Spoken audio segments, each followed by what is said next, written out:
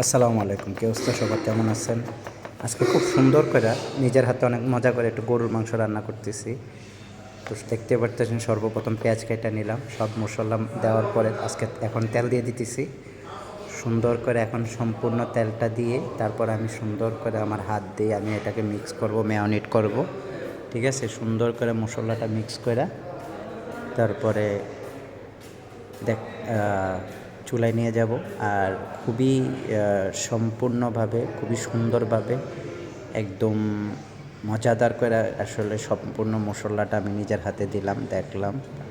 হ্যাঁ, তারপরে সব কিছু ঠিক আছে কি না, সব কিছু দিছি কি না, একদম ময় মশলা একটা গরুর মাংসের মধ্যে। আসলে গরুর মাংসতে যদি একটু মশলা কম হয় তাহলে কিন্তু গরুর মাংসের স্বাদ থাকে না, ঠিক আছে, মজা হয় না। তো সম্পূর্ণ ইনশাল্লাহ খুবই সুন্দরভাবে দিছি। দেওয়ার পরে লবণটা চেক করে নিলাম, দেখলাম যে না, লবণটা মোটামুটি ঠিক আছে। কারণ এখন একটু চেক করার কারণ হচ্ছে, যদি আপনি এখন চেক করে নেন তাইলে অনেকটা ভালো হয়।